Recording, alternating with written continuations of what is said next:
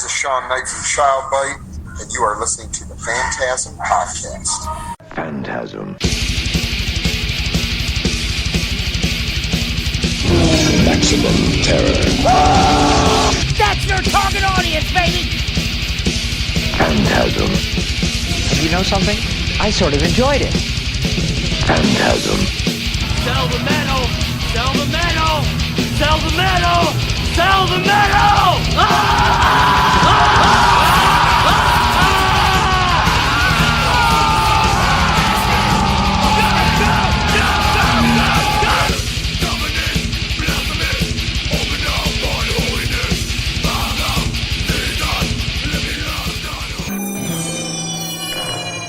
Phantasm. This is Dr. Vincent West, Medical Doctor with Phantasm, and I have Shawn with Child Bite, and we're going to be talking about a bunch of stuff today. We're going to talk about their new EP, and also your other band, which I'm now going to fuck that up, but we'll talk about that as well. Oh, yeah. It's all good. Shock Narcotic. Yeah.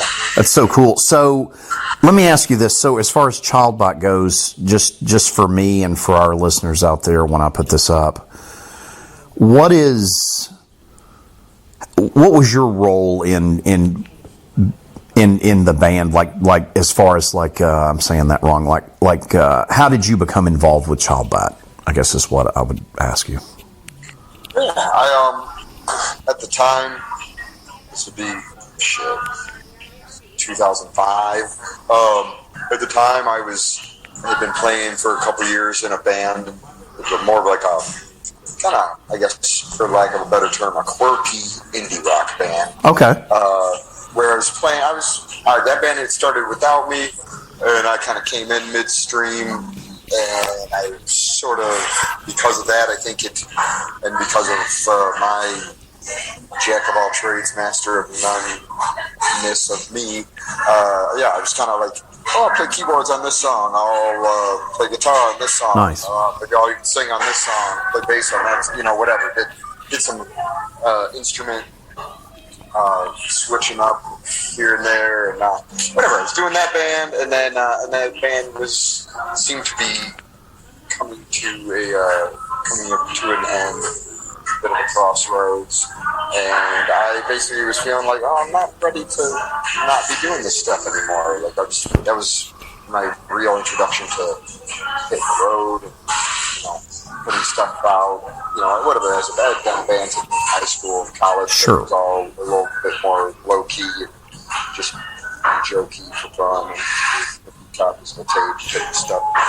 That was my first really getting into doing band stuff and those aspects and experiences. So when that band was slowing down, I was like, well, I should probably. I've never been really one to, for the most part, I've never not been the one to join other things. I guess that band I just talked about being an exception to that. Generally, sure. I seem to be the one that has to come up with my own party and invite people to join me. And that's what Child Bite was. It was another band that indie rock band had played with, and I really liked their drummer and bass player. I just thought they had a really cool, interesting vibe. And I was like, hey, how about you guys come over to my basement and we'll try and see what happens if I start playing guitar and keyboards to whatever the fuck you guys are doing. And that was the beginning of the band. And it has gone through many mutations and various forms over the years. And the beginning was me basically just inviting a couple dudes over, having them, doing some improvising, recording it. I don't know what we were using at the time. Probably some crappy software on my old Apple, and then I would go through and edit stuff and add stuff. And nice. Try to make quote-unquote songs out of those jams, and that was the early days for sure. That's awesome. And then as far as Housecore, were you approached by them, or did y'all go to them, or how did that happen, the whole relationship there?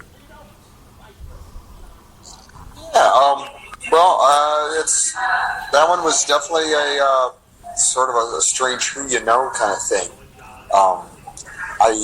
As you might know, in addition to doing music, I do visual art as well. I did not know that. That's awesome. Yeah,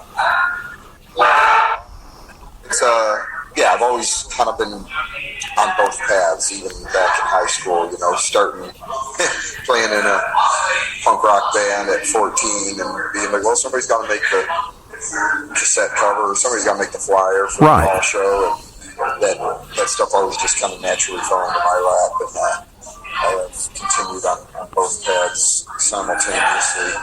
So, a good friend of mine from high school saw, we reconnected on Facebook years later, saw that I was doing all these like posters for different bands, getting into screen printing, and all that kind of stuff. And she was like, oh, maybe I'll get you to do some art for my boyfriend's band or whatever, my partner's band. And it turns out that was Kate Richardson, my good friend from high school, who, unbeknownst to me, had become close with Phil. And, they are now married, and so we've reconnected our friendship after having not spoke for a long time, and our lives gone different ways. So initially I started doing some art for Phil, and I think the first thing was maybe a poster for an arson anthem. Nice. And that was cool. And then did some art for the Illegals and blah blah blah. And around that time, Childbite had a zany idea of doing some anal covers. Oh, cool. And especially at that time, I was not quite as screaming band. It was more just whatever kind of David Yow meets Jello Biafra thing that naturally comes out of my throat. Awesome. And before introducing some somewhat more aggressive tones to the vocal palette. But so at that time, when we were talking about doing these anal covers, I was also still playing guitar in the band at that moment. We were like, all right, well, let's just do it, record these instrumentals, and we'll get somebody, we'll get like special guest vocals. Sure. And then I was, my mind went back to high school, as minds sometimes do, and I was thinking about, as far as anal is considered, thinking about, going through the CD, going through the liner notes of the CD, remembering, I think it was 40 More Reasons to Hate Us was the album in particular. I was thinking about anal cunts. Okay. Them having, in the credits, seeing that this was around 96-ish. Sure. It came out. And I remember seeing in the credits that all these guest vocals by Phil and Selma throughout the record, and being like, wow, that's pretty crazy, man, because this band is so out there and kind of underground, just to have, basically the biggest metal band at the time having their singer come do that. It was like, whoa, that's kind of cool. And also, pretty much, I believe it was that same year, getting into Pantera's Great Southern Trendkill, noticing in the credits they had Seth Putnam from Anal Cunt do backing vocals on multiple songs. I'm like, oh my gosh, whatever, just kind of clocked in my head that these two dudes must be buds. Yeah. And so fast forward to when Childbite's talking about doing some Anal Cunt covers for fun, and having just kind of been becoming friends with Kate again and getting involved with Phil on some level, mostly art at the time. So I was like, guys, I think I know, like, we're going to shoot for the stars. I think I know the ultimate person to vocals on this. I have no idea if he would even respond to a message, let alone consider doing this. But, hey, it never hurts to ask. And we were, fast forward a little bit, we had already recorded these songs, already sent them over, hadn't really heard much. And we happened to be opening up a show for Down. At that show, I remember talking to Phil, basically meeting him for the first time in person, and him being like, I heard the Anal Cut song, sounds good, I'll do it. Like, oh shit, okay, alright, it's on. And it took a while, it took maybe at least another 6 months to a year, but eventually he got around to doing it. And so that was kind of the first musical thing Childbite did with Phil, and which was this ridiculous 5-inch record, vinyl record. And 5 minutes long with 5 anal cut songs with Child Bite, whatever this fucking weird unknown band. Right. And doing drop C and drop B, grindcore, whatever it was, with one of the biggest names in heavy metal. We've done a lot. We've been very lucky to be able to do a lot of different things that make zero sense for us, and I just kind of embrace that. Sure. And just be like, hey, I've been able to do some weird shit, and completely inappropriate. So, but it is what it is. That's life. So, for the new EP, what was the writing process like that for the EP, for the new one? Yeah, it was a little weird because of pandemic kind of threw us off. We used to be a band that would just be get the guys in the room and figure it out, bounce ideas around and blah blah blah. A bunch of magic happens when a song appears. That's changed a little bit over the years. I've gotten a little more comfortable personally with writing on my own and then bringing the demos to the band, trying to start to feel more comfortable getting my ideas together as opposed to like, hey, here's a half-baked riff, blah blah blah. I don't know. Sometimes it's cool. The magic of the room is cool, but it can also be I don't know. Sometimes you want to feel like you have some sort of control over what you create. You have all these ideas in your head, just being able to sit down, put them together in a way that makes sense, can make you feel like an actual human being. So it was a bit more of that. It was kind of a combo of like one of the tunes. It was kind of a rare thing where I did the demo musically, presented to the guys, and they basically had no notes. So that was like a rare, and that'd be the song Pass the Blue, which is the animated cartoon, whatever that's it. I can say the animated or cartoon. Right. That is the animated cartoon that is out on YouTube right now. But then the other songs, we basically each took the reins of a song. There's 3 of us in the band. Because we do not have a full-time drummer, we just slut around with our various talented drummer friends. Nice. And, so the band is basically the 3 guys, myself, Shawn, Clancy, and Jeremy Wan. So we wanted 3 songs, so we're like, all right, each of us take the reins. That Pass the Glue was the one I initiated. I think Jeremy's song was ended up being called Swan Song of a Boiled Dog. I think he had an initial demo, which had most of it, but the 3 of us got together and fine-tuned it, and chopped out some parts, added some parts, whatever, did that kind of thing. But all like in the garage band, sitting around in a room together, some speakers and practicing and stuff. And then the 3rd song being Direct for Dystopia, which might be my favorite song title I've ever came up with. It's pretty awesome. I feel pretty good about it, and other people seem to like it too. That one, we do have a video coming out next month for that, which will be a more a live action, more cinematic kind of. So as far as when you guys go play shows with the kind of a ever revolving drummer, is that hard to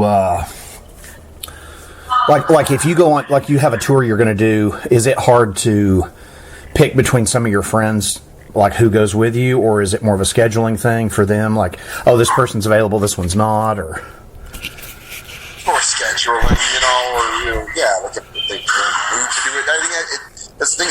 It makes it flexible for us, but it's also flexible for them. A lot of them are either people that don't want to be hitting the road all the time. Sure. Great drummers. They're all great drummers. They're all very talented people, very cool people that we would want to spend time with. But then they either fall into a category of like they don't want to be going out all the time, or they do, and that's why they're in a band. Sure. And, like I said, Steph's already in a band.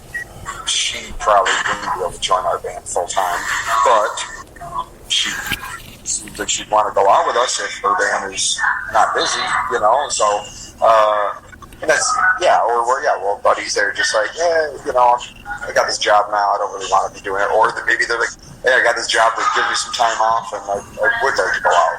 Sure. Use my time and hit the road again.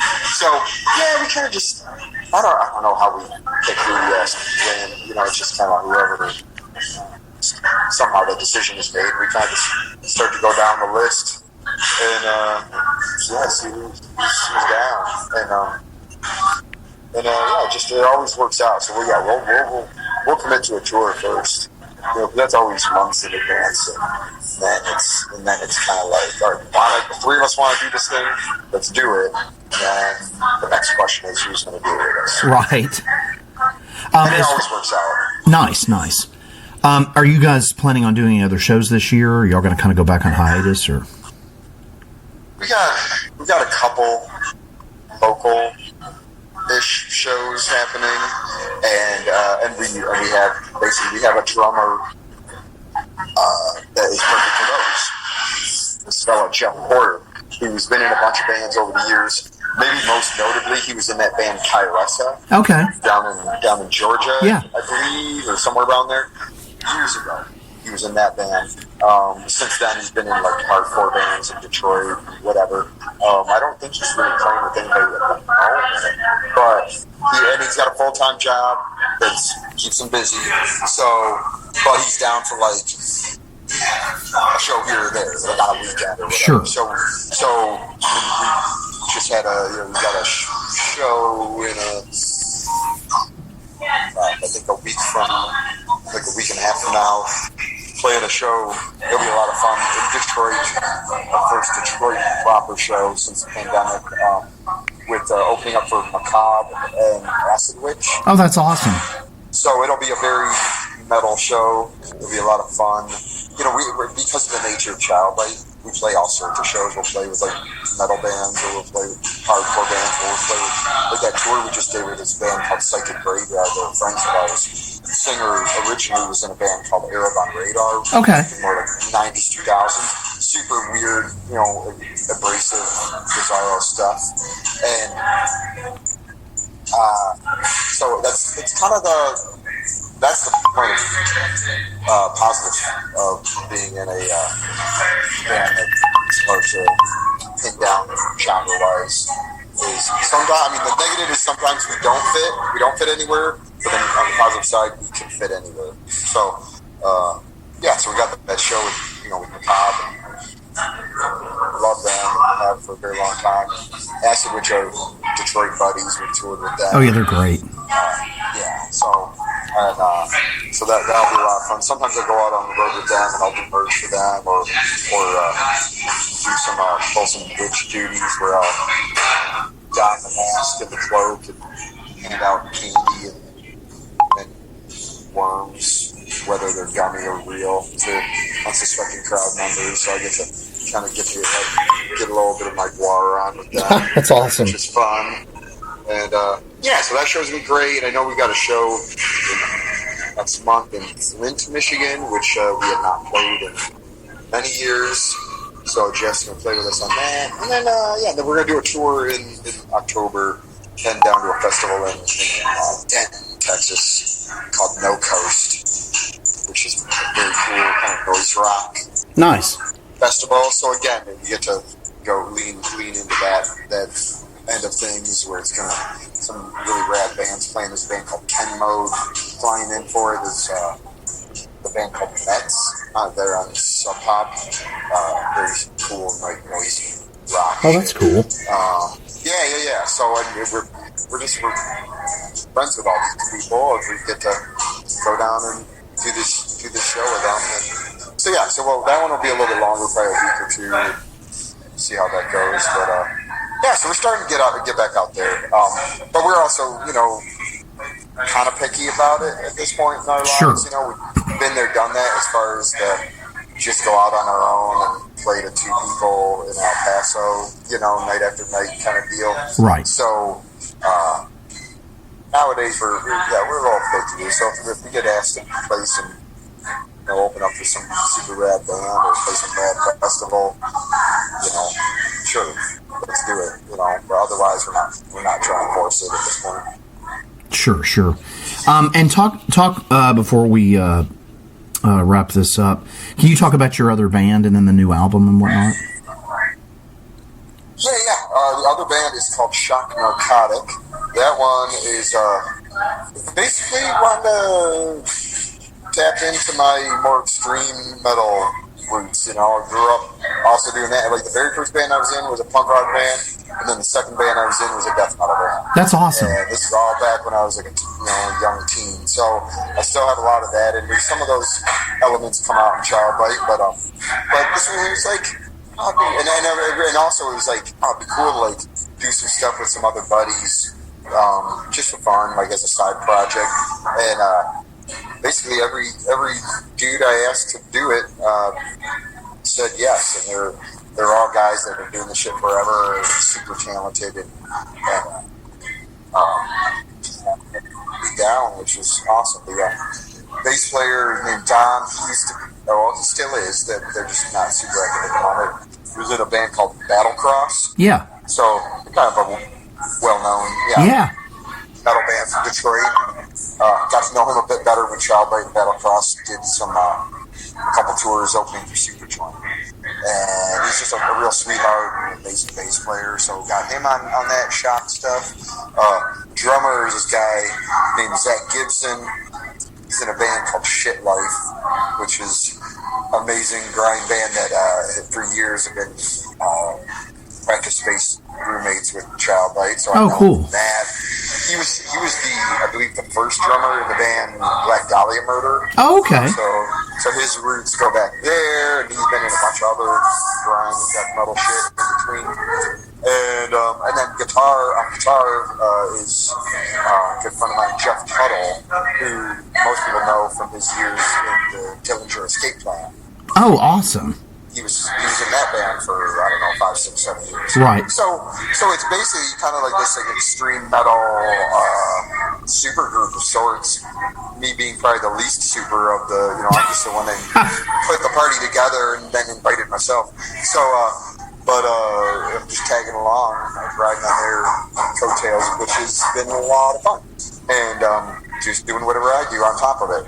And it is fun. It's like we're tapping into that kind of like Big Destroyer, Napalm Death kind of vibes, and throwing in other elements here and there. And so that band put out a record on Housecore, I think 2019. Slowly been chipping away at another record, which is basically written. We just got to get around to recording it. Hopefully later this year, that will also be on Housecore. And that one we don't really tour at all, but we've been doing one-offs and doing festivals. And sure. We just got to play Maryland Death Fest. Oh, that's awesome. Yeah, so we went out to that. We just got an Airbnb out for 4 days. We could have booked other shows. We're like, nah, I'd rather go catch Punch and Stench and Caballero Brothers doing classic Sepultura. Yeah. Yada yada. So we've got for that band. We've got a couple festivals coming up. There's a festival in Detroit called Rust Fest that we'll be playing in late August, and we also are playing this other rad fest out in the middle of nowhere called Full Terror Assault. That one is in September. It's got like Municipal Waste, Big Destroyer, a whole bunch of rad bands on it. So nice. Yeah. So that's we're keeping that one nice and easy. We just play the big fun shit. Dude, thank you so much for doing this. I hope we can do this again sometime. Definitely, man. Phantasm. And you know something? I sort of enjoyed it.